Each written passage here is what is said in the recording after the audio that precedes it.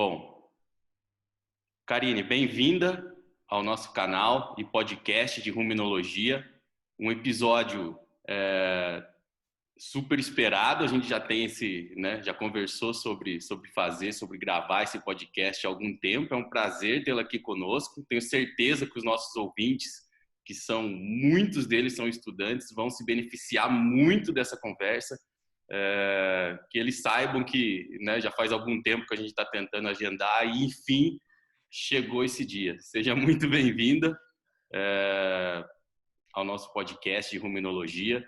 Eu vou pedir que, primeiramente, você dê as boas-vindas e também se apresente, né? Fique à vontade aí para conversar com os nossos ouvintes. Obrigado. Primeiramente, eu agradeço ao convite. Fiquei muito feliz com o convite para falar de um assunto que a gente ama, um assunto que a gente gosta.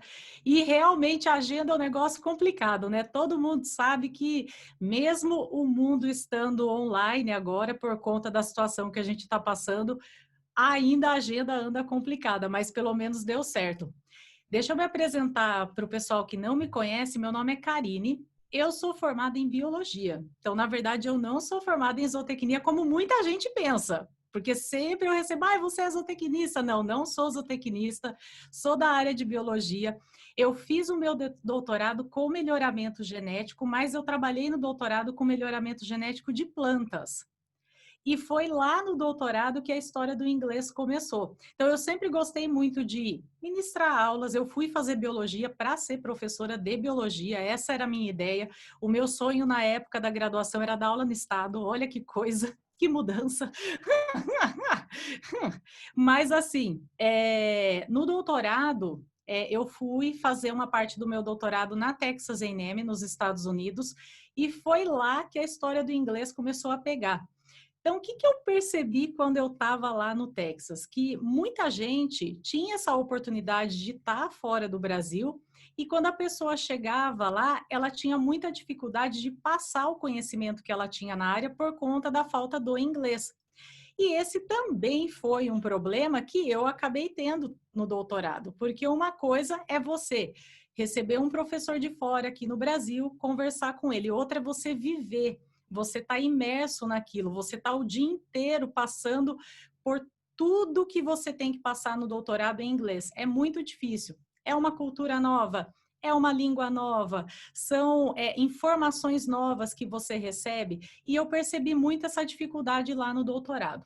Voltei para o Brasil, comecei a ministrar aulas de inglês numa escola regular e foi aí que a sementinha nasceu, que eu comecei a pensar, nossa, mas talvez fosse muito mais útil eu usar o meu conhecimento para ajudar o pessoal da ciência a conseguir passar o conhecimento científico para frente, porque tem muito pesquisador bom aqui no Brasil, muito, mas muito.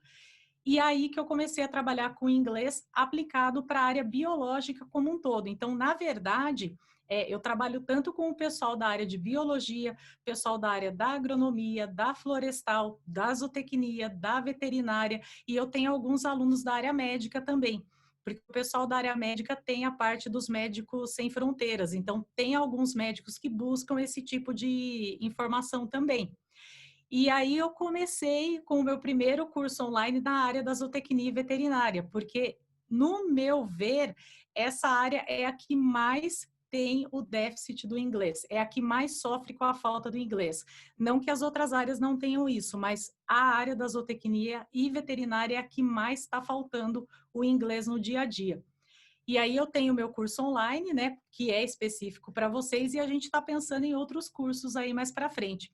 E no momento eu estou fazendo graduação na área de letras pela Federal de Uberlândia. Então agora eu estou realmente estudando a área de linguística para estar formada nessa área e passar conteúdo melhor para todo mundo. Legal, muito bacana. Com certeza, eu não conheço outra pessoa no país que faz isso, né, direcionado assim para a área do Uhum. agro, né? Eu realmente não conheço uma pessoa com graduação, com mestrado, com doutorado, fazendo uma segunda graduação agora, né, em letras. Eu realmente não conheço. Eu imagino que você não deve ter alunos só em Botucatu, né? Então você, né, por essas Uhum. plataformas online, com certeza você tem alunos, né, de outras cidades, de outros estados, né? O que é também, né, uma baita oportunidade, né, nesses tempos de a gente está isolado, a gente está em casa, né, para aumentar negócios online e também, né, muita gente buscando aprender, né, não só uma nova língua, né, mas novos assuntos, né? Exatamente. Então acho que o tempo é propício, né, pessoal? Para quem está ouvindo, ó, depois vai ter, vamos deixar aqui o Instagram, né, o site da Karine para gente, né, para vocês entrarem em contato com ela. E Tá sabe bom? uma coisa importante que acontece também para avisar a galera, né, que está aí falando, ano que vem eu estudo inglês. Eu tenho muitos alunos, principalmente no curso online, que estão fora do Brasil. Então, o que aconteceu com essa pessoa? Ela foi até lá fazer um estágio, fazer o intercâmbio dela, e a pessoa está sofrendo. Basicamente, a pessoa está sofrendo, ela já está lá vivendo tudo aquilo que eu comentei com vocês sobre estar imerso no inglês, está tendo que aprender um conteúdo novo em inglês, e aí, no desespero, ela busca um curso online para ajudar ela. Então, eu tenho bastante aluno que é de fora do Brasil, a pessoa está fora do Brasil. E é complicado, viu, gente? Você chegar lá e ter que ter esse processo de aprendizagem, ter o processo da adaptação ao mesmo tempo, você acaba tornando o seu intercâmbio muito mais sofrido, sendo que ele deveria ser muito mais prazeroso. Então, fica a dica aí para a galera que está escutando e nos assistindo.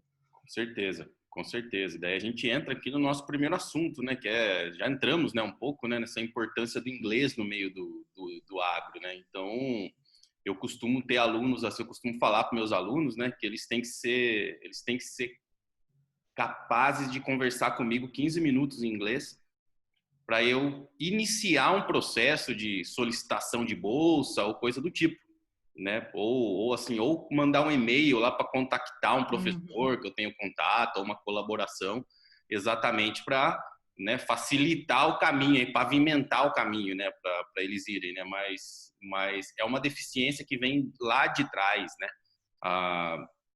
O vestibular, eu costumo falar que é um crivo muito grande, né? Então, o pessoal da zootecnia, da agronomia, eu vejo menos com o pessoal da veterinária, porque eu acho que é mais concorrido, né? Acho que dá mais trabalho para o pessoal entrar nos cursos. Então, assim, o povo, vamos dizer, não precisa estudar muito para entrar, né? Na zootecnia, na agronomia. Então, grande parte das pessoas não está acostumada a estudar, pegar aquele negócio, estudar, ir a fundo e tal. E aí só percebe isso, e não só com o inglês. Quando pega uma disciplina que né, que cobra mais, né, o pessoal sofre, porque não está acostumado a estudar, né? E o inglês é como se fosse uma disciplina pesada, exige dedicação, né? Então é uma coisa, né, totalmente nova para quem nunca estudou, né, um outro idioma, né? Então realmente o pessoal que chega nos Estados Unidos nessa condição, né, ou no exterior, né, sofre do famoso culture shock, né, que é aquele primeiro mês, né, comida diferente, não entende nada do que a pessoa fala, se entende alguma coisa no final do dia, a cabeça parece que correu uma maratona, né, tão cansado, mas o cara não fez nenhum esforço físico, só mental, né. Então eu tento evitar, né, do meu lado de cá, né, enviar alunos dessa forma. Eu já teve muitas vezes que eu não enviei aluno para o exterior, alunos bons, mas que o cara não era capaz de falar uma palavra em inglês. Falei, como que eu vou mandar esse cara lá por 3 meses? Até ele aprender a falar inglês, tem que ir embora, né? Exatamente. E uma coisa que acontece muito com o inglês, o pessoal costuma estudar o inglês até o segundo colegial. Até o segundo colegial, a pessoa ela faz assim um curso extra, eu digo, não só o que a escola oferece. Aí no terceiro colegial, ela está focada no vestibular. Então ela acaba estudando o inglês básico para fazer o vestibular. Entrou na faculdade, ela não consegue mais organizar o tempo dela para se dedicar ao inglês. Então ela acaba colocando em primeiro plano as disciplinas da faculdade e deixa o inglês de lado. Aí que vem o problema, porque ela passa 4 anos, 5 anos da faculdade sem ter contato. A pessoa que vai ter contato com o inglês durante a graduação é aquela que está fazendo um estágio, está fazendo uma iniciação científica, tem contato com paper, recebe pesquisador de fora no laboratório. Essa até vai ter um contato e ela vai ter assim um pouquinho mais de noção da necessidade da língua. Agora, se o cara não procurou esse estágio, essa iniciação, acabou. Ela só vai se preocupar com o inglês a hora que ela estiver no último ano, que ela está querendo estágio, que ela pensa no intercâmbio, que ela fala, ai, eu vi que tem tal professor que manda os alunos para intercâmbio, vou conversar com ele. Só que daí ela não tem a base. Aí ela não tem como enfrentar esse intercâmbio.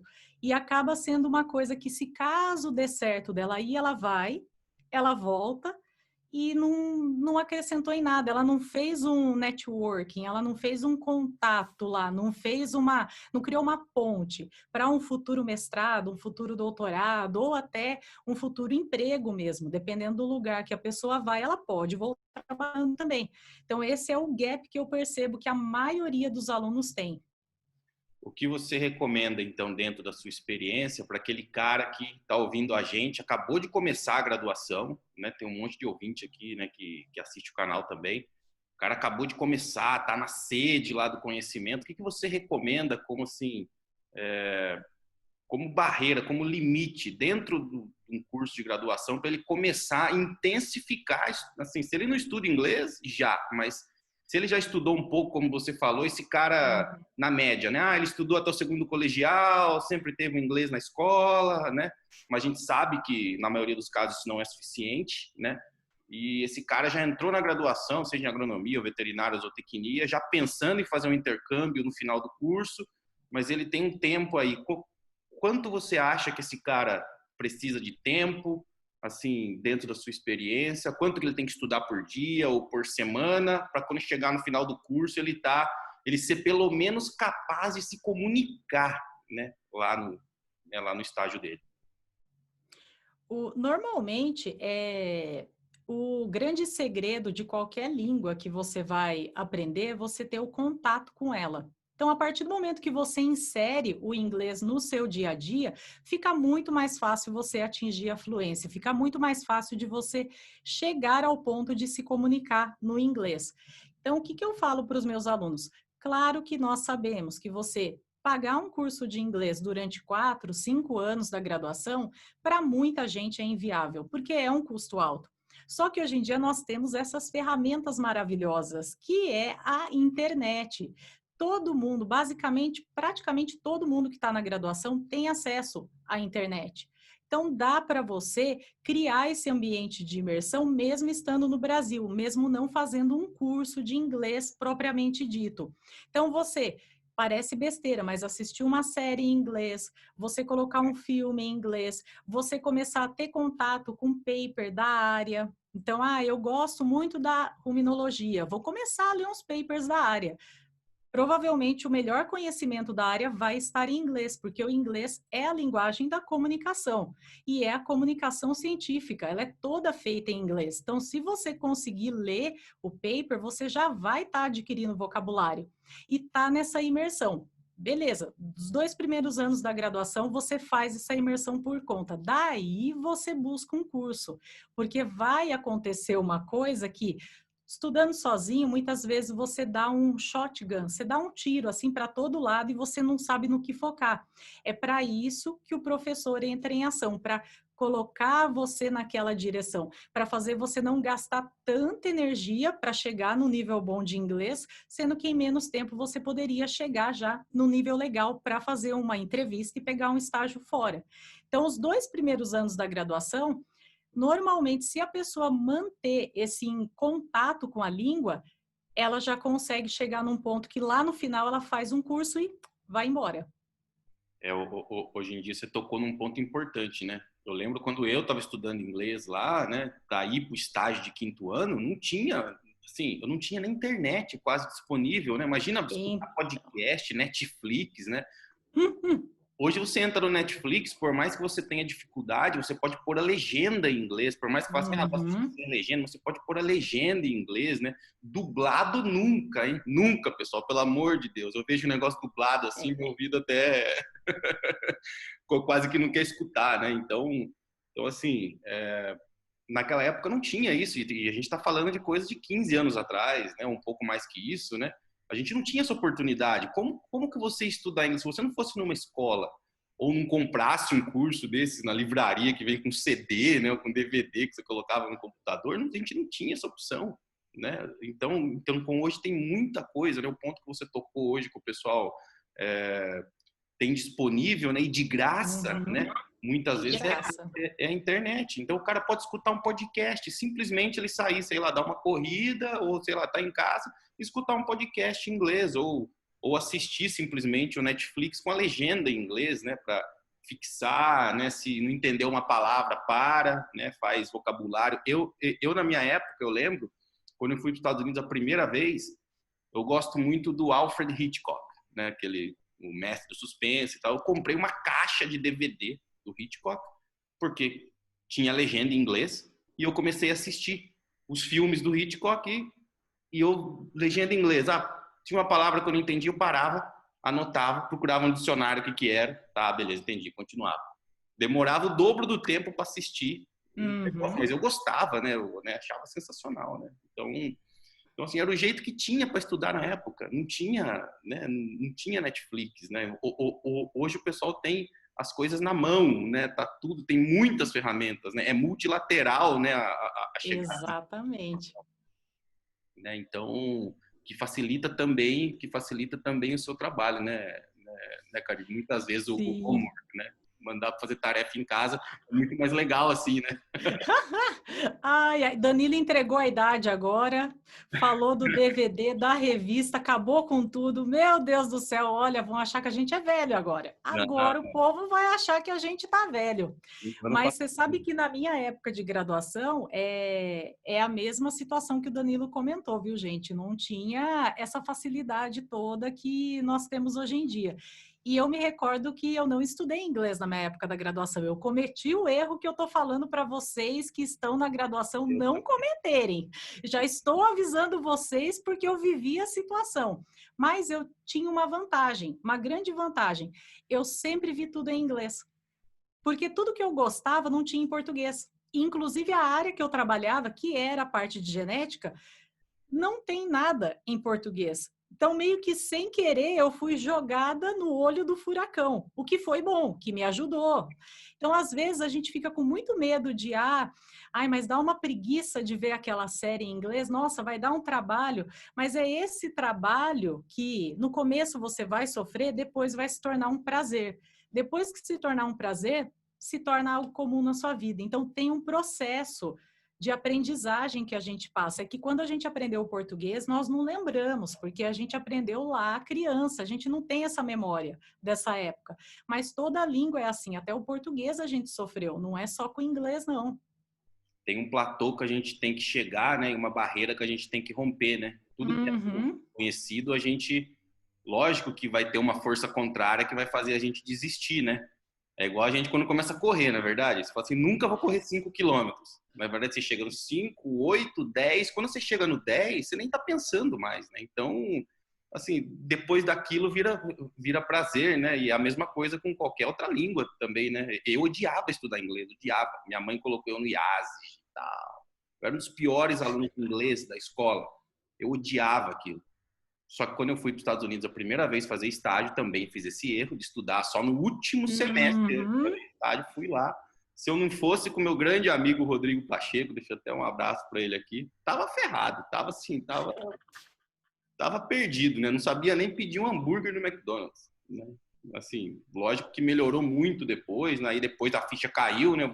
Fui estudar, mas sem essa base, né? Se eu não tivesse o meu amigo lá comigo, com certeza eu não teria aproveitado o meu estágio. Fiquei lá um semestre lá de último ano, né, de graduação e não teria aproveitado, porque simplesmente não saía, né? Eu não tinha estudado, né? Então, mas depois disso, né? Hoje eu amo estudar inglês, hoje eu amo aprender coisas novas, né?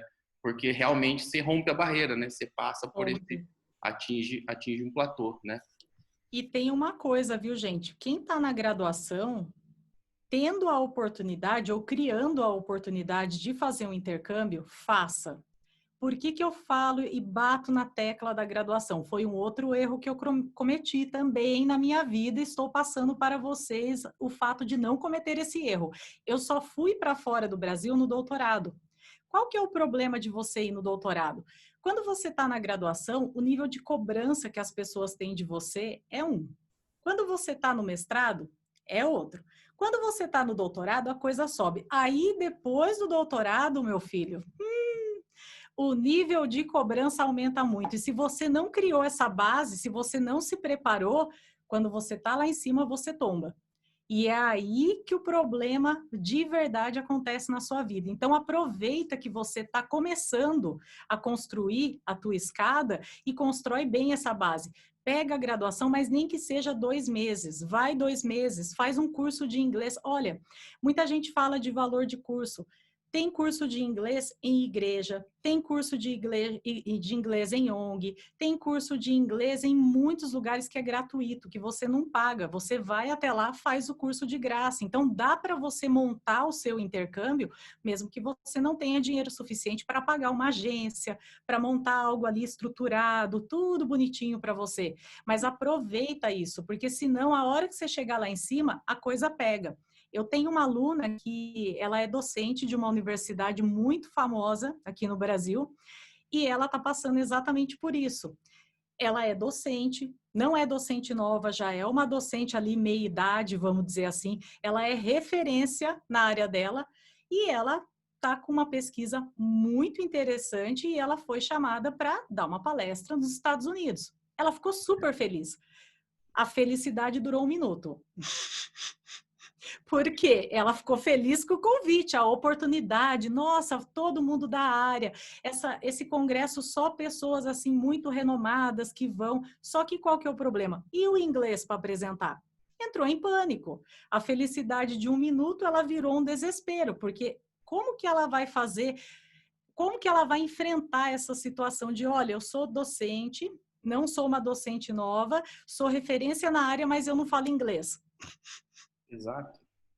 Como que a pessoa vai enfrentar isso? Então, quem está na graduação, não deixa a peteca cair nesse ponto, porque senão ela cai ali e esborracha no chão. Não deixa isso acontecer. Tenta preparar o terreno antes. Exato. E com essa, né, esses tempos que a gente está passando agora, está ensinando que por mais que tenham limitações, né, do encontro, né, pessoal, né, os encontros são mais virtuais, mas tem muitas coisas boas, né, que a gente pode tirar desse, né, desse período. Por exemplo, eu participo de bancas de defesa, que antigamente era inviável convidar um cara lá dos Estados Unidos para participar, porque tinha que pagar para o cara vir e tal. Hoje não, hoje a gente faz assim, ó. O cara, Exatamente. baita pesquisador, baita experiência na área, o cara participa da banca de defesa do aluno do programa de pós-graduação, o cara faz participação especial em disciplina, tá todo mundo assistindo de casa mesmo, né? Essas lives que o pessoal faz também, né? Ou seja, vai chegar um momento que não só os docentes, né? Mas o cara tá trabalhando numa empresa lá, fala, vamos fazer uma reunião agora então com um cara do exterior, o cara tem que falar inglês. Né? E isso tem que começar desde cedo, né? Não aprende de uma hora para outra, né? Não é estudar para a prova e amanhã você faz e acabou, né? É aquela coisa que tem que fazer parte da sua natureza, né?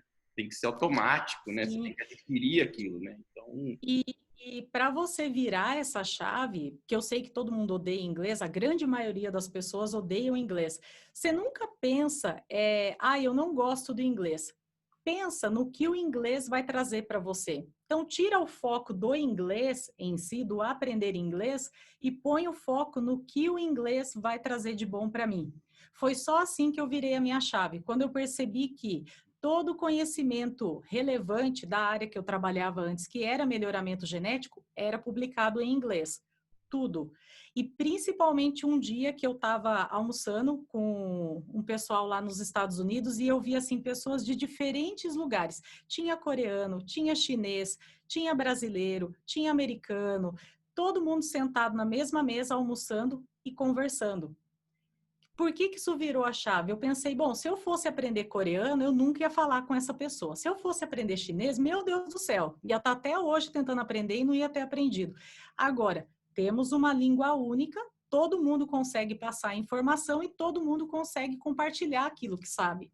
Você focando nisso e não focando só no aprender inglês é chato, não sei o quê, melhora para você. Você começa a ver com outros olhos. Então, você tem que virar essa chave de aprender inglês pensando no que o inglês vai trazer para você. Perfeito, perfeito. a gente tem muitos alunos hoje, né, que querem fazer intercâmbio, né, Karine? Fazem, assim, a família faz um esforço também, muitas vezes, né, em termos financeiros, e no final das contas o cara não tem uma estrutura mental para fazer um intercâmbio, ou seja, ele coloca no currículo dele lá que ele fez intercâmbio, ele pode até usar essa informação para talvez conseguir um emprego, mas na hora do vamos ver mesmo, vamos falar aqui então, o cara não fala, assim, ele gastou um dinheirão no intercâmbio e ele não tinha, na época que ele foi, estrutura mental, né, para fazer aquilo, né?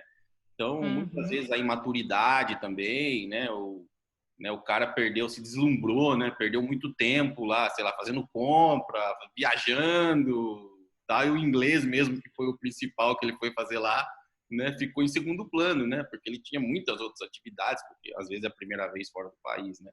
Então, quando você disse, né, sobre os cursos baratos, né? Eu imagino que você tem aí alguns links, né? Que a gente pode depois, né, colocar aqui na página aqui do canal, né? Do YouTube para ajudar o pessoal, né? Para quem quer fazer um intercâmbio, né, principalmente com o dólar nesse valor que está hoje, né, sem gastar muito, eu acho que é meio impossível, né, porque tem custo de passagem, né, mas assim, gastando menos, né, do que, vamos dizer assim, um curso que você compra numa agência, né, e tem lá, já tem as aulas, e você paga a escola, paga a taxa de matrícula, né, normalmente às vezes tem hospedagem já junto incluso, né, e muitas outras coisas, né, então quem quer fazer um esforcinho, né, tenho certeza que você tem esse caminho, né, quer fazer um esforcinho de programar a sua própria viagem, né, esperar para comprar uma passagem mais barato, né, agendar as coisas de forma separadas, eu acho que a pessoa economiza, não é? Fazer um intercâmbio. Sim, economize muito, porque a agência, o que que ela faz para você? Ela monta um pacote. Então, é ela que vai montar o pacote. É como se fosse uma viagem comum, gente. Pensa numa viagem não com fins de aprender inglês. A agência monta o pacote para você e ela dá tudo na sua mão. Com o intercâmbio é a mesma coisa. A agência monta esse pacote e dá tudo bonitinho, passo a passo na sua mão. Para uma primeira vez que você está indo fora, acaba sendo muito conveniente, porque você não tem aquela dúvida de, mas como é que eu procuro? Como que eu faço? Como que eu não faço? Mas tem outras opções para ir. E tem uma opção que pouca gente explora, que é o summer job ou winter job, enfim, qualquer um desses tipos de trabalho. Por que que eu falo que essa é uma boa opção? Você pode fazer em universidade esse estágio e você pode fazer em empresa também. E as empresas têm vagas para isso, as universidades têm vagas para isso, e elas são estrangeiro. E é um contato muito besta, é muito fácil, e o pessoal não explora pelo medo de uma Skype call, de uma entrevista em inglês. Eu tenho muito aluno que a pessoa fala, eu quero, eu quero, eu quero. Aí manda um e-mail para o professor. Manda um e-mail, ele fala, eu tenho vaga sim, vamos marcar uma Skype call? Pronto. Não vou, porque eu vou ter que falar com ele pelo computador, porque ele vai fazer um monte de pergunta, porque é o medo, de novo, caiu no problema do inglês. Então, a pessoa está perdendo uma oportunidade por causa do inglês, sendo que é uma besteira, gente. Você faz uma Skype call dessa, normalmente eles fazem as mesmas perguntas, não é uma coisa que, cada professor vai fazer uma pergunta, é meio que uma base ali do que ele quer saber de você para essa posição que você está aplicando. E acabou, você vai, aí chega lá e vê o que acontece. Então, é fácil você conseguir. E muitos desses summer job, winter job, eles são pagos, então você recebe por hora de trabalho lá. Vou ficar rico fazendo isso? Bom, com o dólar, o preço que está agora, talvez você consiga fazer um bom pé de meia, viu? Mas é um dinheiro que você consegue normalmente se manter. Eles calculam o valor dessa hora para que você consiga viver, você consiga se manter no período que você está lá. Então, o objetivo do summer job, do winter job, não é você fazer dinheiro, é você conseguir se manter no período que você está lá e ter a experiência, ter o aprendizado. Tá, mas eu vou aprender inglês como nessa situação? Nessa situação é no dia a dia, é no trabalho, é na convivência com o pessoal do lugar que você optou por ir. Não vai ter um curso de inglês nessa modalidade de estágio, só se você, por conta, for atrás de um curso. Mas você vai ter a experiência da vivência e você já vai fazer um contato. que é uma coisa muito importante. Você vai ter o aumento de bagagem cultural, vai ampliar a experiência de trabalho. Isso é importante, porque muita gente, principalmente a galera recém-formada, quando vai procurar emprego, tem uma vaga aqui que eles estão falando que querem tanto tempo de experiência na área. Aí a pessoa fala, mas eu acabei de me formar, eu não tenho experiência na área.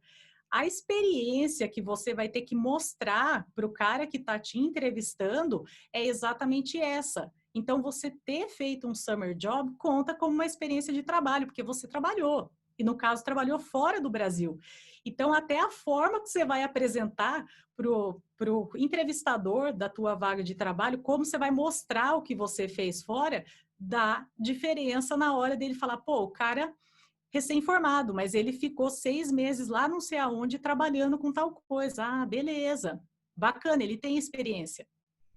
Exato, exato. E muitas vezes mencionar também que foi com o inglês, vamos dizer assim, básico, também reflete para o cara que está te entrevistando que você é corajoso, né?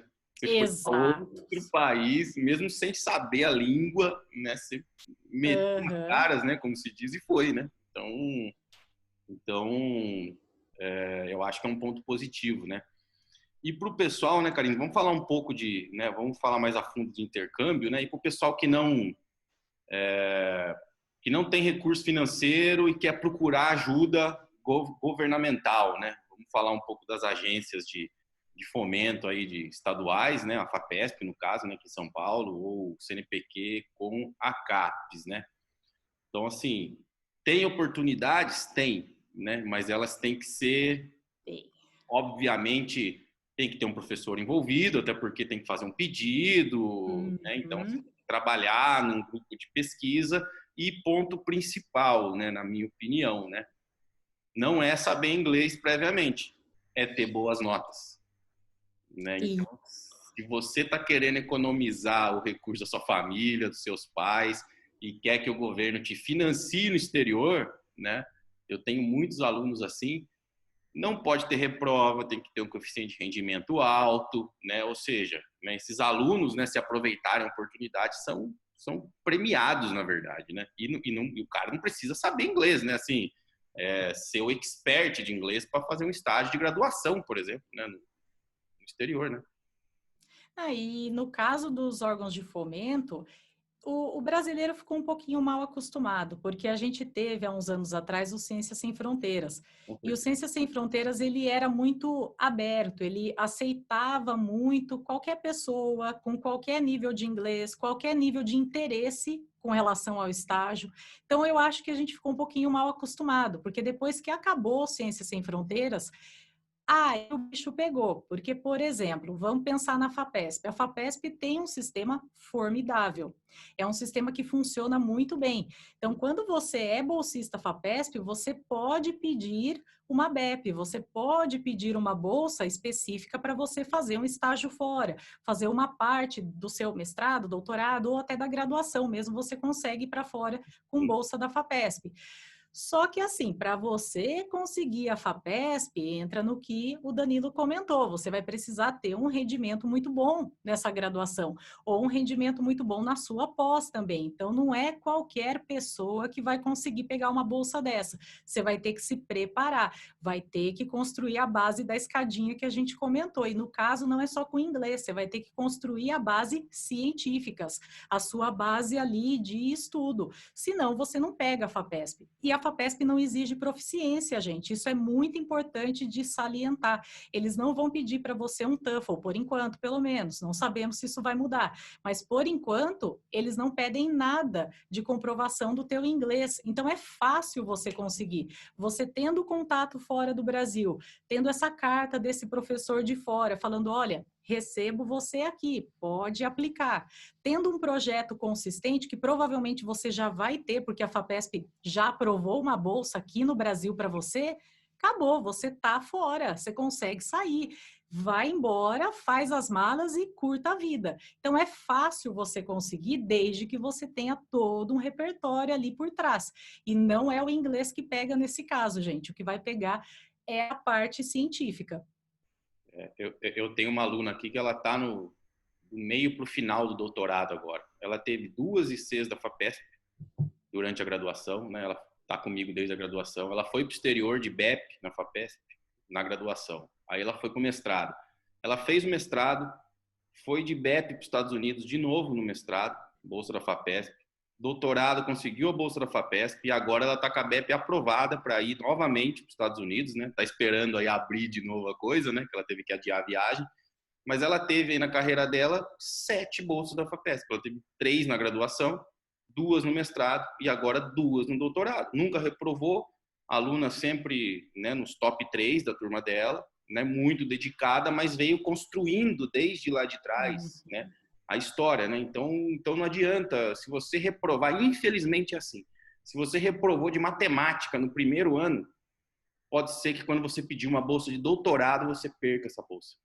Um cara que não pegou, não reprovou em matemática, né? Então, assim, é cruel o sistema muitas vezes, mas a fundação, ela quer selecionar os melhores, ela quer ter certeza que o dinheiro público está sendo investido, né, numa pessoa que tem um potencial muito grande de trazer um retorno para o país, né? O cara vai lá para fora, não é só para o crescimento dele, né? É para o crescimento do país também. Ele vem aqui aprender uma coisa nova, dissemina essa informação, o grupo de pesquisa cresce, né? E a sociedade toma benefício, né? Direto ou indiretamente disso, né? Então assim, infelizmente tem muita gente que fala, é injusto, tal, né? Assim, cara, mas se tivesse pouca gente no nosso país, até que, vamos dizer assim, sobrava um pouco para o pessoal que reprovou uma coisa ali ou outra, mas muitas vezes não sobra, porque, assim, tem muita gente boa, como você disse no início, né?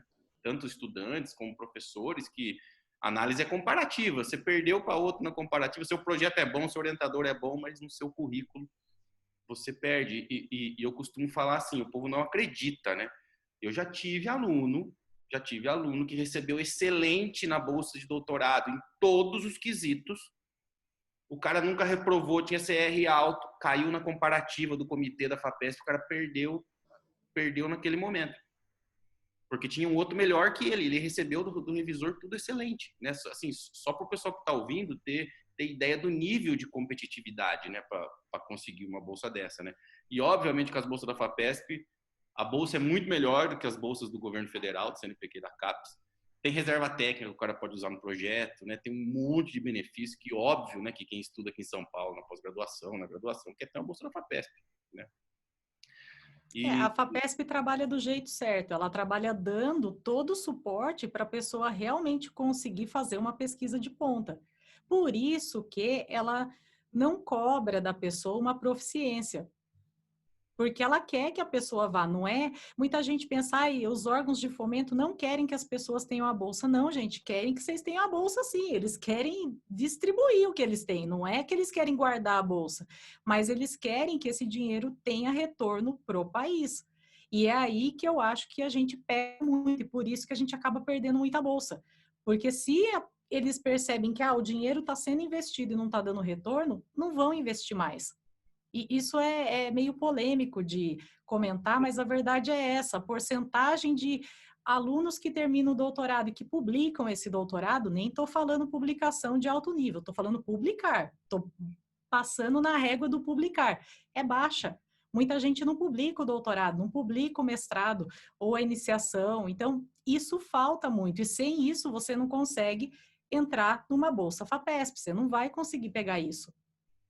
Com certeza. E aí, a FAPESP não exige a proficiência, né? Mas, dependendo da universidade que você for, ela pode exigir, né? Essa mesma doutorado, né? O pessoal de lá de Madison, né? Ela vai para um departamento de microbiologia que, né, tá entre os 3 melhores dos Estados Unidos, depois de Harvard e Stanford, né? Então, assim, eles querem o TOEFL, né? Ou outro teste que chama Duolingo, agora tá na moda, o Duolingo Test. Tá tendo isso agora durante a pandemia. Ou no mínimo esse daí, para ter lá uma nota tal para ela, né, para que ela fosse admitida, né? Porque senão eles não, né, assim, pode acontecer, né? É bom que o pessoal fique esperto e fale assim: não, então vou fazer de tudo para conseguir o bolsa da FAPESP porque quer fugir, né, do inglês, né? Não, você vai para a universidade que a FAPESP não exige, mas a universidade de lá exige, né? Então tem essa. E aí, a CAPES, né, hoje, né, a CAPES é o órgão do governo federal que mais dava a bolsa, né, para o exterior, né, junto com o CNPq, mas eles exigem, né, quando tem edital aberto, exigem TOEFL, né, tem que ter proficiência. E aí, pasmem que todo ano sobra a bolsa. Isso. Esse ano, a mesma coisa. A CAPES, nem o CNPq, nem a CAPES tem edital aberto hoje para bolsas no exterior, né, devido a essa contenção de recursos. Mas a CAPES, as universidades que foram aprovadas no sistema, num edital que chama PRINT, é um edital de internacionalização, né, os programas de pós-graduação 5, 6 e 7, aí, de notas máximas, estão envolvidos, né, inclusive os programas da Unesp. Então, assim, mesmo dentro desses programas que tem recursos só para eles, está sobrando bolsa. Agora mesmo a gente tem pedido para fazer, eu vou mandar lá um pedido lá para 3 alunos, só que eles têm que passar no TOEFL, senão não vai. Assim, exigência da CAPES, e o cara não passa, né? E aí ele não vai. Ele tem uma bolsa aprovada por 6 meses ou 1 ano, se for doutorado, e o cara não vai, o recurso sobra. Né? E é o recurso destinado àquilo lá. Se não usar, é o que você falou. Recolhe, né? Toda essa polêmica que aconteceu no começo do ano, recolher as bolsas, tal, mas porque tem bolsas que não são usadas. Inclusive, esse CAPES Print tem outro detalhe, viu, gente? Essa bolsa, ela é bem maleável para os programas. Então, os programas, eles podem selecionar os alunos para daí enviar o nome desses alunos com a documentação para a CAPES. Então, tem essa flexibilidade. Só que o problema já começa aqui embaixo. Quem que você vai enviar o nome lá para cima? O problema está aqui. E não é porque não tem aluno bom, é porque não tem aluno com a proficiência. Então, tem programas que, assim, quem vai pedir a proficiência para os alunos é a CAPES. Então, o programa faz toda a seletiva ali interna, vê quem vai ser o aluno que vai ser contemplado com a bolsa, manda a documentação e aí você tem um tempo para entregar essa nota mínima da proficiência que é exigida. Muita gente chega lá no final do processo, a pessoa já está com carta de professor, já está conversado, está tudo certo, não entrega proficiência porque não conseguiu a nota. E eles aceitam várias proficiências, não é uma prova só. Então, TOEFL, IELTS, eles aceitam várias provas. E normalmente a mais assim simples de ser feita é o TOEFL ITP, que eles aceitam aqui no programa da CAPES. Mesmo assim, o pessoal tem muita dificuldade para conseguir tirar a nota mínima nessa prova. Exato. E o que acontece muitas vezes, que eu já vi acontecer, é que vai para o exterior, não vai o melhor aluno do programa naquele momento. Vai indo um Isso. cara que muitas vezes ele não é o melhor aluno do programa, mas ele tem um inglês melhor do que o outro e ele acaba ganhando, né? Vamos dizer assim, ele não ganharia essa bolsa, mas ele acaba passando na frente porque ele entregou a proficiência, né? E tal. Porque nessa hora, né, Karine, não conta suas notas da pós-graduação, né? Não. Conta o contato lá, tal, né? Você faz toda a aplicação. O primeiro quesito para cortar o cara é a documentação, ou seja, tiver a documentação ok, aí o programa seleciona. Mas como está sobrando bolsa, então acaba acontecendo que o cara que não apresentou toda a documentação, ele fica de fora, né?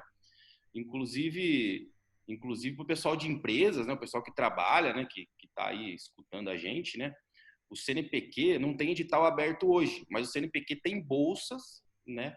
Para pessoas que estão na empresa, tanto para fazer pós-graduação no país, como para no meio dessa pós-graduação também fazer estágio no exterior, né? Agora está fechado, né, por causa dessa contenção de recursos, mas é bom ficar ligado que de tempos em tempos aí os editais abrem, né? E até quem já está trabalhando, né, tem o programa de mestrado profissionalizante, né? Tem muitas oportunidades que o cara não precisa deixar o emprego dele, né? Obviamente que a empresa tem que liberar, né, um certo tempo aí da semana para o cara fazer a pós-graduação, mas tem bolsa até para o exterior, né? Para a empresa, né? No CNPq, né? Na FAPESP não, né? FAPESP eles têm essas oportunidades do PIP, né? Que é Programa de Inovação em Pequena Empresa, né? Aí você pode pedir bolsa também, você pode pedir bolsa para fazer mestrado, doutorado, treinamento técnico no país, né? Mas sair do país não, mas o CNPq tem esses editais e estão fechados agora, mas também tem essa oportunidade para quem, né, quer voltar a estudar, e o povo sempre fica naquela, né? Eu vou largar meu emprego, né? sempre tem aqueles aconselhamentos assim, ó, faz mestrado agora, porque depois que você for trabalhar, você não volta mais, né? Então também tem essas oportunidades que muita gente não sabe, né? Mas tem que ficar ligado, né? Os editais abrirem aí, né? Para isso, né? Eu passei por uma situação parecida com isso que você comentou. Quando eu terminei a graduação, eu estava numa empresa e eu percebi que para subir de cargo nessa empresa era só tendo pós-graduação. Porque para você ser um pesquisador na empresa, você precisa ter um doutorado. Não tem como ser sem ter doutorado. Quem não tem pós-graduação acaba ficando como técnico, analista, você fica em outros cargos, mas você não é o pesquisador principal. E eu pensei exatamente dessa forma que você falou. Pensei, bom, eu já estou acostumada, né? Fazia um ano que eu estava lá, já estou acostumada à pobreza da bolsa, né? Porque eu já vivia de bolsa antes, aí eu fiz estágio também nessa empresa com bolsa. Falei, eu já estou acostumada a essa vida de bolsa. Se eu me acomodar aqui na empresa, eu não vou sair desse cargo, porque ganha um pouco melhor, você já fica mais estável, você tem aquela rotina ali determinada. Falei, quer saber? Vou fazer uma pós-graduação, porque se eu ficar aqui, eu vou me acomodar e não vou nunca chegar no cargo de pesquisador, que era o que eu queria na época. Então, foi meio que isso que eu pensei. E a empresa que eu estava, ela não aceitava você fazer a pós-graduação e trabalhar ao mesmo tempo. Ainda mais para funcionário novo, que era o meu caso. Então, corta fora, tira. Vai fazer pós? Você vai fazer pós. E aí eu pedi para sair para fazer o doutorado. E tem muita gente que ainda faz isso, né? Muita gente que ainda faz isso. São poucas empresas que liberam a pessoa para fazer por exemplo, o doutorado ou mestrado trabalhando, né? Uhum. No meu Porque caso, é difícil você levar as duas coisas, é bem complicado. é muito difícil. No nosso caso aqui, que o aluno tem que tocar um experimento no confinamento, 6 meses, tem que ir para o laboratório, é que não é que eu não quero, eu não posso ter um aluno que trabalha ao mesmo tempo, porque senão eu vou ter que colocar outra pessoa para fazer o serviço dele. Ele tem que alimentar boi e tal. Então fica inviável para o nosso grupo, mas tenho certeza que tem outros grupos, né? O pessoal principalmente que mexe com... que tem pesquisa com banco de dados, né? Que mexe com Big Data, meta-análises, né? Então, assim, eu já sei, né, de grupo de pesquisa que o cara consegue fazer à distância, trabalhar, né? Obviamente que ele vai ter que se dedicar, mas é possível, dependendo do tipo de trabalho que for fazer, é possível sim, né? Mas tem muita gente que volta, né? Larga do emprego para fazer, né? Para vir aqui complementar a formação, né? Fazer pós-graduação. Bom, Karine, vamos falar de um assunto aqui sobre termos, né, de ruminologia ou de zootecnia, né, que a gente pode, né, para o pessoal que está escutando e que muitas vezes são confundidos, né? O pessoal acha que é uma coisa, mas quando cai dentro da zootecnia, cai num aspecto mais técnico, é outra, né? Vamos dar alguns exemplos aí, né? Você que tem todo um curso aí, todo um know-how aí, né, construído sobre isso, né? Quais são as palavras aí que o pessoal acha que é uma coisa, mas em inglês é outra, e às vezes acaba até passando um carão, né, quando vem alguém de fora, né? O que você pode falar para a gente ficar Isso é um esperto? assunto bem interessante, viu? Porque o inglês, comparando com o português, é considerado uma língua bem pobre de vocabulário. Eles não têm tantas palavras como a gente tem no português. E é aí que começa a confusão, porque muitas palavras no inglês, ela tem no português 3 significados, 4 significados, até 5 significados, porque vai depender de um contexto. Então, dependendo do contexto que você está falando aquela palavra, aquela expressão, ela vai ter um significado. Mudou o contexto, tem outro significado. E é esse o grande problema que acontece quando você vai para a parte de inglês instrumental, porque muitas vezes aquela palavra ali não é aquilo que você está achando que é, porque naquela área é diferente. E tem uma outra coisa que acontece muito, gente, que é também o viés de área. Por que viés de área? Às vezes, aqui no Brasil, a gente fala tal coisa de tal jeito. Aí você vai lá fora, eles usam outra expressão e aquela expressão é até diferente do que você usa aqui no Brasil. Ou até eles têm alguma expressão lá que nós não temos aqui, porque a nossa situação na área aqui no Brasil não tem esse caso. Então, isso daí é comum de acontecer, essa confusão. Como que você vai conseguir reter esse vocabulário? Acostumando a ver coisas da área. Então, acostumando, voltando na história do paper. Ler paper, ver como que eles usaram essas expressões, o que que ele quis dizer com aquilo. É o contato que vai fazer você entender como é que eles falam aquilo ou não. Mas nós temos umas palavras muito boas, que são, assim, ótimas, que a gente usa no dia a dia, quando chega na área animal, você fala, meu Deus do céu, é isso? Não acredito. Tem uma palavra que é a palavra, eu vou deixar para vocês, turma, aqui embaixo para vocês fazerem o download, tá? Então eu vou montar um arquivozinho com as palavras, o significado geral dela e o significado na área da zootecnia, para vocês terem a parte escrita também, não só a parte falada. Então tem uma palavrinha que é a palavra shrink. O que é essa palavra shrink? Boa. Essa é uma palavra ótima, porque se você for procurar no dicionário, vamos para o famoso Google, que todo mundo vai lá no Google procurar o que é shrink. Aí ela vai achar encolher, diminuir. Aí você fala, tá, eu li no paper aqui que a pessoa fez o shrunk. O que é isso? Vai diminuir o quê? Então, já começa que é passado, né? O shrunk, ele é o passado do shrink.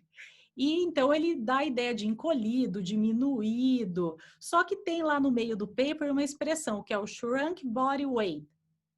Que é isso? Aí você fala, tá, encolheu o peso corporal? Ai, meu Deus, que a pessoa está falando? Então você tem que tentar sair da tradução palavrinha por palavrinha e pegar a ideia da expressão.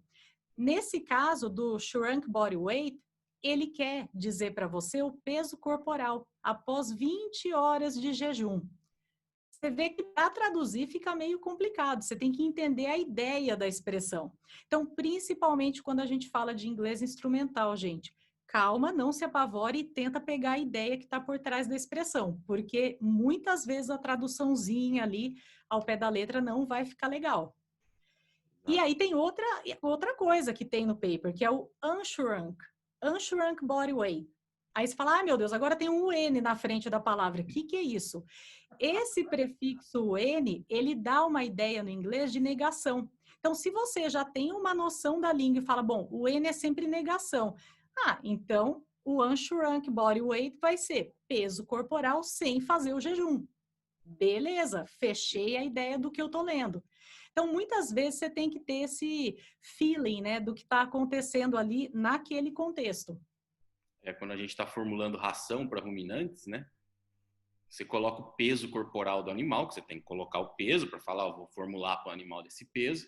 E aí as plataformas todas em inglês falam assim, esse peso é full body weight, né, que é o unshrunk, ou shrunk body weight, né? Então você tem que colocar. Normalmente a diferença é 4%, né? A academia usa 4% de diferença do full, né, do unshrunk, para o shrunk body weight, né? Então, se você não tem o peso em jejum, você pode pegar o peso cheio, né? E contar 4%, né? Mas realmente é uma confusão, né? Ou shrink, né? Shrink também pode ser. O cara foi no psicólogo, né? Eu já tive um aluno que falou shrink, não é psicólogo, tá falando de peso de boi, psicólogo. Nossa senhora. Coisa... É a terapia do boi, entendeu?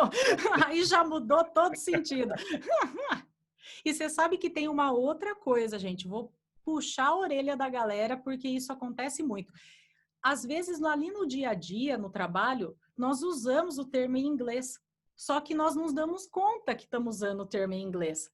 Eu já tive aluno que trabalha com formulação de ração, a pessoa fala todos os termos em inglês, porque usa no dia a dia. Na calculadora que a pessoa trabalha lá na empresa, para fazer a formulação, ela está com a calculadora em inglês. Aí ela vem perguntar, viu, mas o que significa o shrunk? Viu, mas você viu já essa palavra, sabe lá na calculadora, quando você vê... é isso então? Porque a pessoa não ligou uma coisa na outra. Então, você ficar também atento ao que você já usa no inglês no dia a dia, com o que aquilo significa, ajuda você a memorizar e a não passar mico também. Exato. Um dos outros micos é o pen of cattle, né? Então, esse daí... Esse daí, a caneta, ai meu Deus. Caneta Vou de pegar boi. a caneta. A caneta de boi. Como assim a caneta de boi? Na verdade, gente, o pen, ele pode significar caneta, né? Dependendo do contexto. Porque no contexto de vocês é o curral, baia, é outra coisa. Não tem nada a ver com a caneta que você escreve. É. Outra coisa também que o povo confunde, que a gente dá muita risada, é o tronco, né? Que é o shoot, né? Verdade. Chute, né? Acho que é para chutar, né? Ou para qualquer coisa, né? Mas é o tronco de contenção, né? Com as Aham. tesouras, tudo para você, né? Conter o animal para você fazer algum procedimento, né? Então, o tal do chute, que é o pé da letra, é chute, né? Chute, chute mesmo, né? Chute. Tem também marble, também é uma palavra que dá problema, porque a gente usa no dia a dia, assim como um mármore. Então, como a pedra mesmo. Ou também pode ser para quem. Nossa, essa daí vai entregar muita idade. Não, não vou Não, falar. vamos ver, não, vamos, agora tem que falar. Bolinha de gude, gente. Quem lembra disso? Porque Nossa, marble é bolinha de gude também, né? Essa palavra pode ser tanto mármore como a bolinha de gude. Aí você fala, olha que beleza, apareceu lá no meio daquela reportagem que a pessoa fez o marbling. Que é isso? mas você sabe que o marbling, o americano, né? O termo marbling é por causa disso, por causa da bolinha de gude. Porque o marbling tem um monte de Exatamente. bolinha no meio do contrafilé. Uhum. Exatamente por causa das bolinhas de gude. Você vê que nesse caso é uma coisa que ajuda muito a memorizar. Eu memorizo muito bem assim. E eu percebi que normalmente as pessoas memorizam muito bem quando você conta o porquê daquilo, a história daquilo. É você saber da bolinha de gude. Aí você já associa, bolinha de gude. Ele tem aquela, vamos dizer assim, a parte branca com a parte que não é branca. Marmoreio. Lembrei. Tem Exato. que fazer associação, gente. Quando você já fala uma língua mãe, no nosso caso o português, você fazer essas associações ajuda muito você a aprender outra língua. Você não esquece o significado. Com certeza, tem que fazer associação, porque senão, assim, decorar, né, talvez seja um dos piores métodos que existem, né? Você tentar decorar um vocabulário é praticamente impossível. Você vai esquecer, alguma hora você Uhum. vai esquecer, né? Tem que tentar fazer associação, com certeza, né? E tem até uma discussão na área da linguística que é com essa história de traduz, não traduz, você só aprende do inglês por inglês ou não. É bem relativo isso, porque você usar a base do português para aprender outra língua vai fazer você associar muito mais fácil. Então, acaba sendo mais rápido. Porém, tem aquele detalhe: se você está aprendendo no país que você está, estou morando nos Estados Unidos, estou aprendendo inglês, é muito mais fácil você não fazer a tradução, você já pegar tudo direto do inglês, para não ficar esse vai e volta. Isso é muito complicado. O português ele ajuda muito você como base para você aprender o inglês quando você está no começo, quando você não tem base nenhuma, você está no zero ali na língua. Para você ver tudo em inglês, você vai sofrer muito e isso pode gerar até um trauma na pessoa. Então, para evitar o trauma, ok, usa o português de base e vai comparando. E aos poucos você vai saindo do português e ficando só no inglês. Isso foi uma dificuldade que eu tive muito quando eu comecei a dar aula de inglês, porque é difícil fazer tradução, viu, gente? Parece que é fácil, que a gente faz rápido aqui, mas não faz, não. Até hoje eu peno, porque o que é mais fácil? Ativei o meu cérebro no português, eu vou no português do começo ao fim. Ativei meu cérebro no inglês, eu vou no inglês até o fim. Agora, esse vai e volta é muito difícil. Você deixa o seu cérebro em pane quando você está fazendo vai e volta. Então, com certeza. Hoje em dia, né, eu tenho a preocupação de treinar meus alunos na pós-graduação, né, em ler paper em inglês, né? Eu mesmo, um tempo atrás, o pessoal me convidou para dar uma palestra, tinha que escrever a palestra, né, para colocar nos anais em português. Nossa, que sofrimento! Eu acho que já faz assim uns 5 anos que eu não escrevo um negócio em português, assim, técnico, né? Porque a gente só publica paper em inglês. Então, assim, tem palavras que eu não lembro mais como é em português, porque faz muito tempo que eu não uso, eu não leio paper em português mais. Tipo, é até uma questão é até meio preconceito, né? Tipo assim, nossa, o cara publicou em português, meu. Tipo, quem que vai ler o trabalho do cara em português? Ninguém lê português no mundo, né? Então, Então, assim, eu acho que o pesquisador hoje tem que ser formado para o cara ler, escrever, né? Ter uma formação, ter um treinamento, né? Não só para aprender o inglês, mas também o treinamento técnico em inglês, porque é o jeito que a gente se expressa hoje no meio científico. A gente vê notícia em primeira mão, né? Não vê notícia no blogueiro, no cara que tem opinião enviesada, né? Notícias de ciência, né? Você vê de uma revista que é respeitada, tal, essa notícia sai o quê? Sai em inglês, né? Sim, Não sai sim. em português lá, tipo, vou ligar aqui, vou escutar a versão em inglês, italiano, português. Não, né? É inglês a notícia. Né? Todos os papers aí, Nature, Science, né, que são as revistas de ciência mais respeitadas do mundo, né? São todas em inglês, não tem abstract, não tem abstract em português, não tem, gente. Não tem jeito, né? Então, né, essa é outra palavra, né, Karina? Abstract, né? Tem que fazer um É... abstract. Meu, abstract. Aonde que arrancou que abstract é resumo, né? Onde que tirou isso? É outra palavra também. Essa é da área da ciência como um todo, ó. É da ciência como um todo. Aonde que abstract é resumo, né? Então, eu vejo os alunos também, assim, muitas vezes é tão simples, às vezes, a expressão em inglês, né? Igual assim, vamos ordenhar uma vaca, né? O cara fala, como é que fala ordenhar a vaca, né? Ué, a vaca não dá leite? Milk? Ué, ordenhar milking. É só isso, é só isso. É Ué. só isso. É muito simples, fácil, não complica muito, que é melhor. Então muitas vezes você fica tentando ligar aquela expressão do português, né? Vamos, ou a expressão, os americanos falam isso também, né? Vamos pegar esse assunto que a gente tem aqui, vamos enxugar ele, vamos ordenhar ele até Uhum. tocar, né? Então, eles falam também isso, né? Let's milk this thing until, né? Então, também usa a expressão, mas tem muita expressão em português que não usa em inglês, né? O cara acha que Tem. é igual que tem os memes, né? O pessoal tem a expressão em português, o cara quer traduzir ao pé da letra pro inglês, né? Eu costumo falar para meus alunos assim, né? Como é que você fala... Agora é brincadeira, tá, gente? O pessoal que tá escutando, eu vou falar. Vou falar assim, deal with me, I book your face. Chá comigo, eu livro sua cara, né? Aprendendo a falar inglês. Acho que a pessoa não vai entender o sentido ali, né? Tem que avisar antes que é brincadeira, né? Ninguém vai falar inglês assim, pelo amor de Deus. É igual a história da palavra ranço. Ranço é uma palavra que muita gente usa em português, mas em inglês não tem a palavra ranço. Aí você explica o que é o ranço para um americano, para ver se tem alguma palavra que define. Aí ele vai falar, disgusting.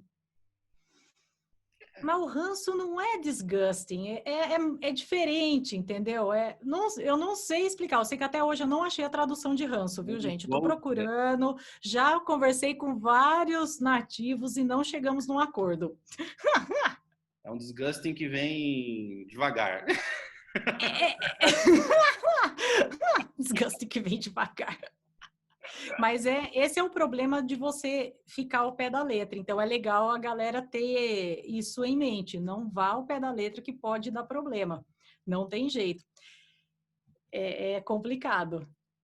Bom, não, muito legal a história das palavras. Acho que vai ser muito bacana o link aí que você deixar aí disponível para o pessoal e, né, para o pessoal acessar aí as curiosidades, né? Eu não sei se você conhece um livro. Eu tenho um livro de expressões em inglês que chama Whatchamacallit.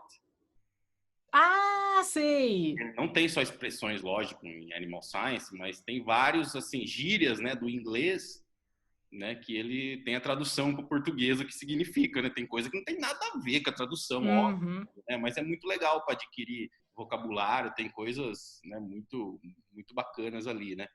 Então, né, tem expressões, lógico, scapegoat, né? Tipo, né, fazer de bode expiatório, né? Uhum. Assim, ao pé da letra, né, não é bem isso, né? Mas em português fica mais clara a ideia, né?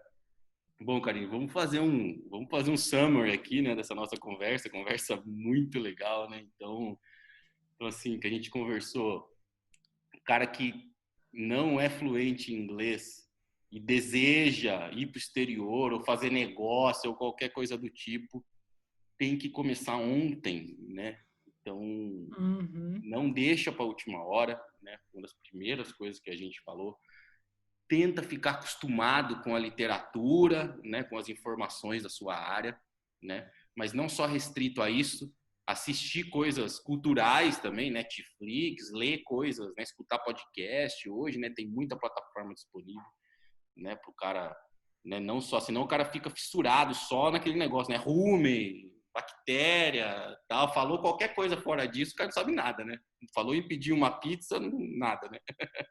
Eu tenho uma aluna que é esse caso, viu? Ela é professora também de uma universidade aqui no Brasil e o problema dela é exatamente esse. Então, a linguagem técnica, como ela trabalha com isso, ela domina. Então, dá uma palestra, uma reunião técnica, ok, muito bem. Não chame ela para um jantar. No jantar ela não vai. Porque lá vão ser assuntos aleatórios. Claro que você vai falar de pesquisa, né? A pessoa é pesquisador, está no jantar com pesquisador, você vai inevitavelmente falar sobre pesquisa. Mas e falar sobre, eu fui lá caminhar na praia e encontrei uma ostra, não sei das quantas, como é que você vai falar desse assunto? O problema dela é esse, é vocabulário geral. Ela quer conversar, assuntos aleatórios. Então, é importante você ter o contato com o assunto aleatório. E uma dica, gente, falando de assunto aleatório, todo mundo que está buscando um estágio, está buscando uma oportunidade fora, principalmente se você for sem agência, você não tiver o auxílio da agência, para você abordar um professor, abordar um profissional que está fora do Brasil, é legal você saber o que está acontecendo com essa pessoa lá. Então, você saber o que a pessoa de fato faz, você faz a sua tarefa de casa, puxa a capivara do coleguinha, procure saber o que essa pessoa faz, onde ela mora, qual que é a cultura do lugar, isso ajuda muito. Eu falo isso porque quando eu fui para o Texas, eu fiz exatamente isso. Eu puxei a capivara do lugar porque eu nunca tinha saído do Brasil. Então, eu não sabia como era. Mas eu já fui me informar antes para não chegar lá e ter uma surpresa muito grande. Então, quando você chega no lugar e você sabe como funciona o esquema do local, você se insere muito mais fácil naquele grupo. Você consegue criar muito mais conexão do que quando você vai meio sem saber o que está acontecendo. Com certeza. E a gente fala que, obviamente, que a pessoa tem que meter as caras, mandar e-mail para o professor, né? Mas tem situações que acontecem comigo, já aconteceu muitas vezes, né? Às vezes o aluno fala assim, eu não sou aluno do Danilo e eu quero ir fazer um estágio no exterior com outro professor. Beleza, só que daí ele manda o e-mail com um cara que me conhece. Do mesmo jeito que vai o e-mail para esse cara me copia, me encaminha o e-mail. Você conhece esse cara aqui? Ele fala que estuda aí no seu campus, né?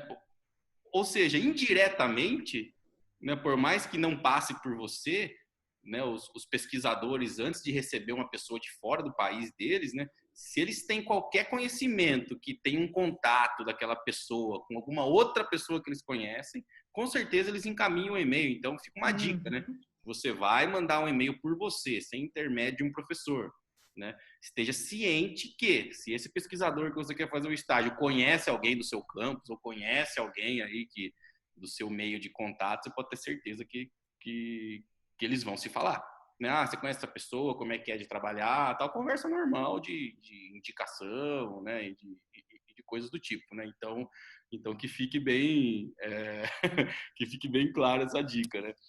Outra coisa sobre as bolsas, né? Então, tem bolsa do governo, tem que ter boa nota, né? Por enquanto, editais CNPq e CAPES, a não ser com exceção do print, né? Que eles estão fechados, né? Bolsa da FAPESP tem que ter boas notas. E para quem vai com recurso próprio, aí sim, Karine vai colocar, depois a gente vai colocar aqui o link no YouTube aqui para, né, você que quer planejar sua viagem, né? Ou fazer um intercâmbio aí gastando menos, né? Para aprender inglês, né? Então, eu costumo falar que a maior eficiência é você ir para o intercâmbio onde você trabalha no seu projeto de pesquisa, aprende inglês, tiver a oportunidade de fazer o inglês na igreja, ou está morando num lugar ali que tem um curso de inglês que você pode ir 2, 3 vezes por semana, né? Acontece muito isso. Né? Assim, eu falo que é a máxima eficiência de aproveitamento. Você fez seu projeto de pesquisa, você teve contato cultural, você aprendeu o seu inglês no seu trabalho, você ainda de quebra no tempo extra, você foi lá, fez o inglês na comunidade, no bairro que você vive, né? Ou seja, 100% de aproveitamento, você não foi só para aprender inglês, né? Então, Sim. E assim, tem um lugar que é bacana do pessoal explorar, que são os Community College. com Esses certeza. Community College, eles têm normalmente o curso de inglês, porque a ideia deles é realmente trazer o imigrante para dentro da comunidade. E o Community College, ele é uma universidade também, então ele é uma faculdade, porém, eu gosto de comparar ele para ficar mais fácil de entender como um curso profissionalizante de curta duração, vamos pensar numa FATEC. Então, você está graduado, mas você faz um curso de 2, 3 anos. Então, ele é um curso menor, ele tem um valor muito mais assim acessível e muita gente que é nativo opta pela Community College. E quando eles oferecem os cursos de inglês, muitas vezes são gratuitos. A grande maioria dos cursos são gratuitos e qualquer pessoa pode fazer. Então, mesmo que você esteja fazendo o seu estágio numa universidade provavelmente essa universidade vai cobrar o curso de inglês de você e provavelmente vai cobrar muito bem cobrado. Não é barato para você estudar inglês numa Texas A&M, que foi onde eu fui, por exemplo.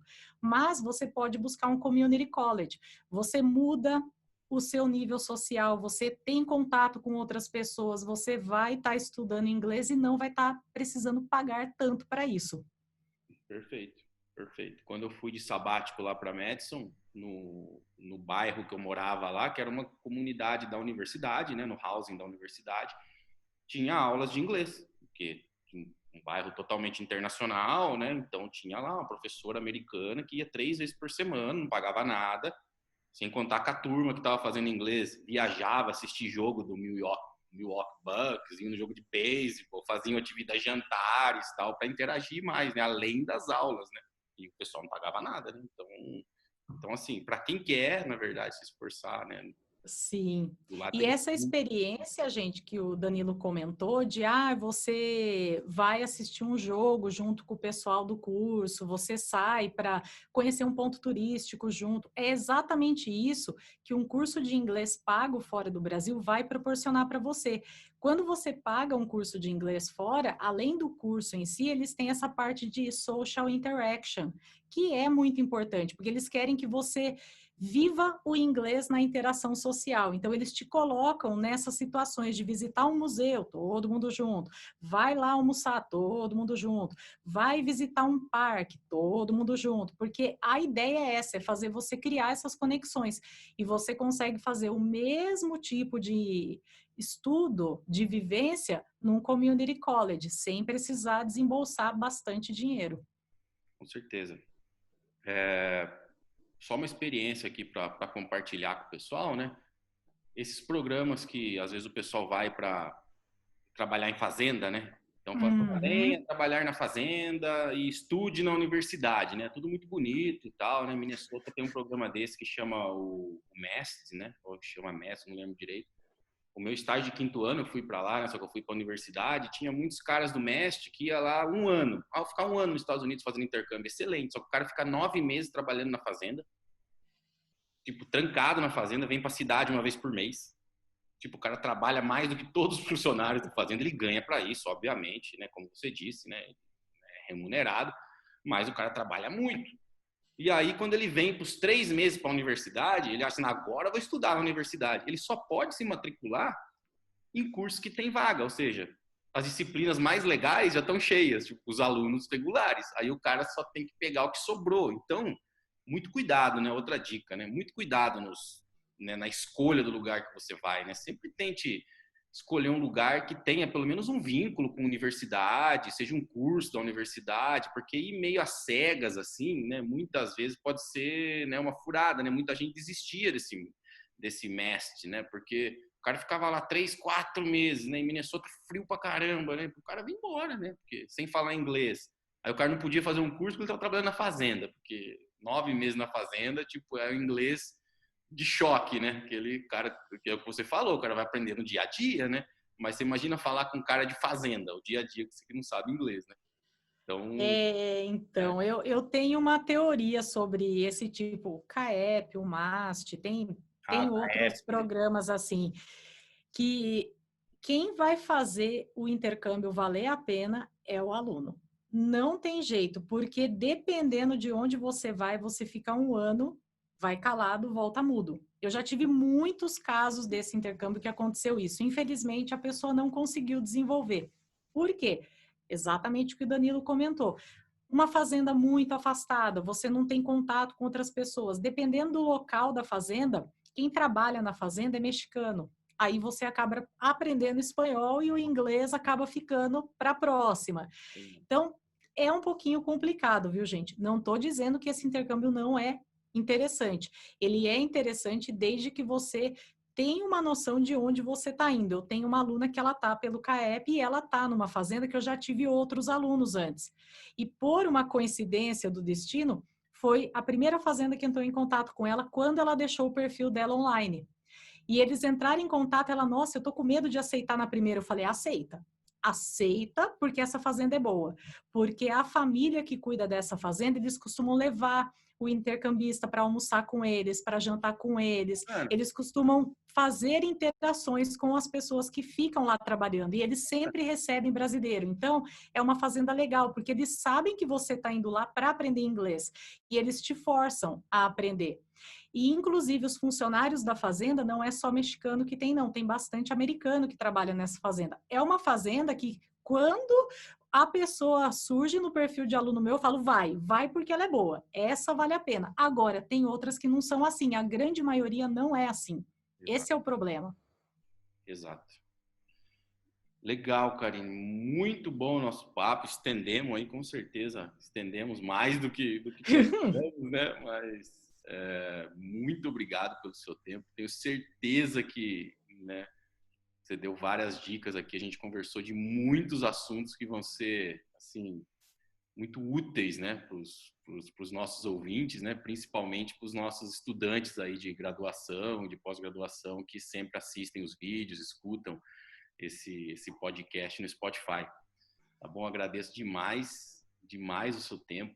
E se você pudesse dar uma última dica, né, para quem escuta, né, para deixar uma mensagem final, um take-home message para os nossos ouvintes, né, eu agradeceria muito. E também eles tenho certeza que vão agradecer muito.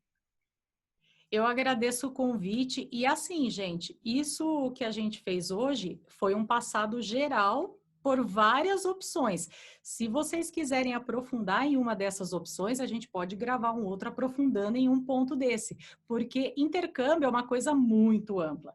Tem várias opções, tem várias formas, tem várias percepções de intercâmbio, então cada um acaba tendo uma vivência diferente, mas é bom você saber o panorama geral para você escolher qual portinha ali do intercâmbio você vai entrar e como você vai entrar nessa porta. Então, se vocês toparem, a gente grava um outro pegando um ponto e afunilando nele. Podemos gravar um só em inglês também, ó, vou deixar aí já, né, a cutucada na galera. Vamos ver se a galera tá corajosa, né, de ouvir um podcast 100% em inglês. A gente pode gravar também com expressões da área ou falando sobre algum assunto, que é para vocês, assim, criarem essa vontade de estudar inglês. E a mensagem final que eu vou deixar para vocês é: pensem na porta que o inglês vai abrir para vocês. Não foquem em estudar, que é chato, vai demandar tempo. Faça o esforço de abrir essa porta. Pensa que você, tendo o inglês, você tem uma amplitude mundial para fazer qualquer atividade que você queira fazer, em qualquer área que você queira fazer. Pode ser nessa área da zootecnia, pode ser numa área que não é da zootecnia, inglês está em todas as áreas. Então, mesmo que você mude de carreira no meio do caminho, você vai precisar do inglês. Isso, com certeza, você vai precisar. Então, pensa nisso. Pensa no que você vai ganhar sabendo inglês. E coloca no dia a dia, organiza e coloca no dia a dia e vai. Beleza, ótimo. Você pode sair do emprego, mas o inglês não sai de você, né? Exatamente, gente. Eu sou um exemplo vivo disso. Pense que eu fiz transição de carreira, eu mudei de carreira no meio do caminho, mas o inglês que eu aprendi lá nos idos dos tempos, desde a graduação, ele continuou útil em todos os anos, tanto quando eu estava na área da ciência, quando eu estava em empresa, que aí é um pouquinho diferente da área científica apenas, né, pura, tanto agora que eu não estou em nenhuma das duas áreas. Então, o inglês, ele tá ali, gente, não vai dar para fugir. O mandarim vai demorar um pouco para dominar. Até o mandarim dominar, a gente já não vai estar mais aqui. Então, vamos focar no inglês. Ótimo, Karine, muito obrigado pelo seu tempo. E com certeza, se tiver alguma pergunta assim mais específica, direcionada para você lá no nosso canal do YouTube, eu te aviso aí, vou monitorar aí as visualizações e aí eu te mando lá para você também interagir lá com os nossos ouvintes, tá bom? Muito obrigado. Ok, combinado. Muito obrigado pelo seu tempo aí. Bom dia. Bom dia.